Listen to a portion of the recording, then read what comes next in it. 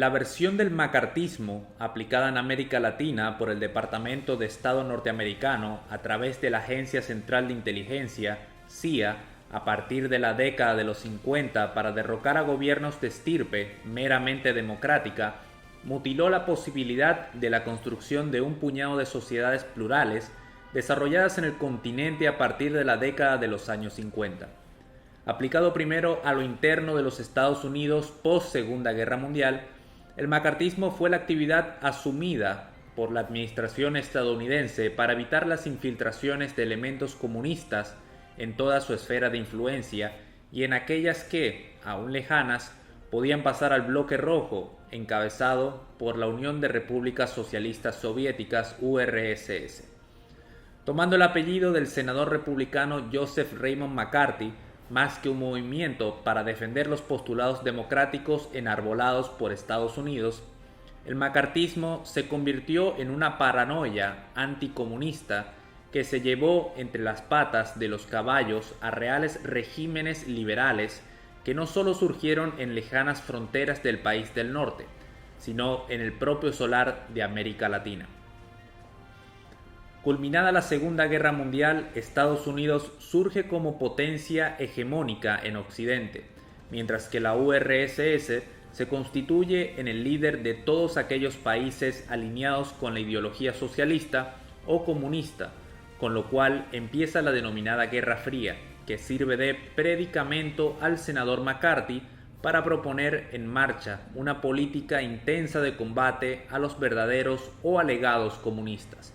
Sin obviar la realidad de que la Unión Soviética, con Joseph Stalin a la cabeza, buscaba la expansión de su ideología por el resto del planeta, unos pocos críticos del macartismo entendieron que aquello pasó a ser una obsesión tan brutal que se aprobaron leyes, programas y se confeccionaron listas negras en la propia sociedad norteamericana, cuyos integrantes fueron perseguidos y encarcelados. En pocos países considerados satélites de los Estados Unidos, se llevaron a cabo conspiraciones aupadas por la CIA, de acuerdo con documentos desclasificados, que dieron al traste con gobiernos genuinamente democráticos liberales, como los de Rómulo Gallegos en Venezuela, 1948, Federico Chávez en Paraguay, 1954, Jacobo Arbenz Guzmán, derrocado el 18 de junio de 1954 en Guatemala, el profesor Juan Bosch en 1963 en República Dominicana,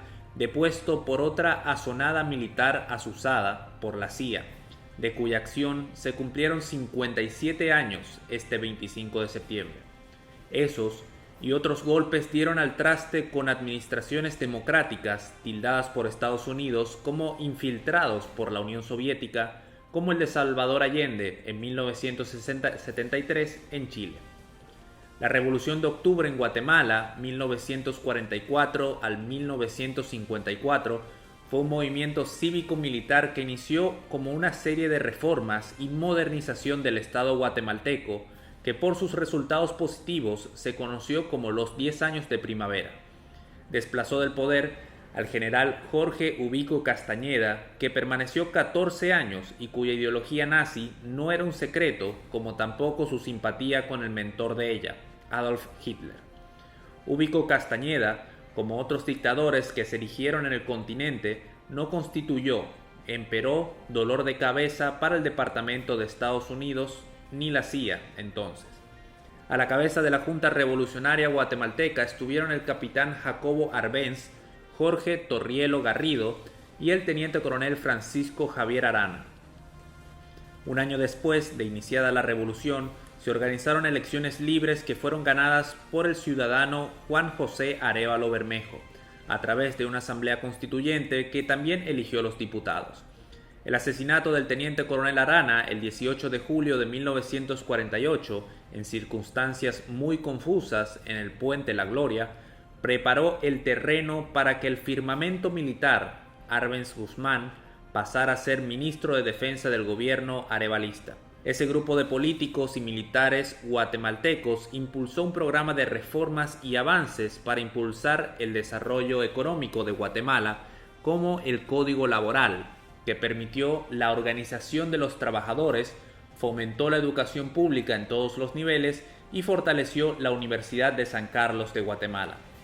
Los intentos de golpes contra el primer gobierno democrático de Arévalo no cuajaron debido a la influencia entre los militares del mayor Arbenz Guzmán, que tuvo que sofocar los incluidos el encabezado por su compañero el teniente coronel Carlos Castillo Armas, cara de hacha.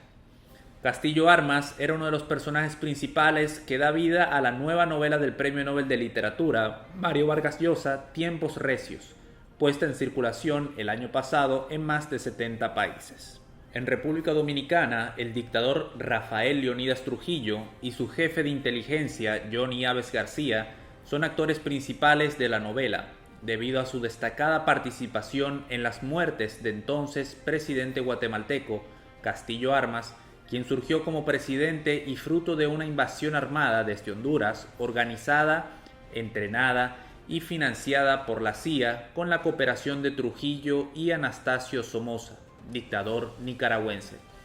Arévalo Bermejo y Arbenz Guzmán echaron las bases del desarrollo económico y social de Guatemala, pero tenían un enemigo insospechado, la United Fruit Company. Tal como narra Vargas Llosa con su exquisita prosa, esta empresa estadounidense, negada a pagar impuestos y a permitir la organización de los trabajadores, se convirtió junto al embajador Jean-Émile Peurifoy en el motor que puso en marcha el derrocamiento del gobierno democrático de un militar que ni por asomo era comunista, ni tenía influencia ideológica semejante. Este embajador fue enviado a Guatemala con esa misión porque había cumplido un mandato similar en Grecia.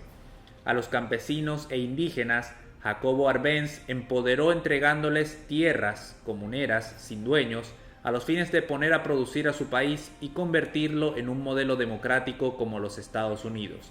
Ese era el sueño truncado por el golpe orquestado por un hombre sin condiciones políticas como Castillo Armas. Las malas lenguas, refiere Vargas Llosa, decía que cuando el Departamento de Estado le informó que su nuevo destino sería Tailandia, el embajador Peurifoy preguntó: «No se sabe si es en serio o en broma. ¿Hay un nuevo golpe de Estado en perspectiva?» El derrocamiento en República Dominicana del primer gobierno democrático tras la caída de Trujillo, del profesor Juan Bosch, cuando apenas tenía 7 meses, fue otro macartismo en pleno gobierno del demócrata John F. Kennedy. Cuando don Juan llegó al poder el 27 de febrero de 1963, ya tenía una copiosa obra literaria.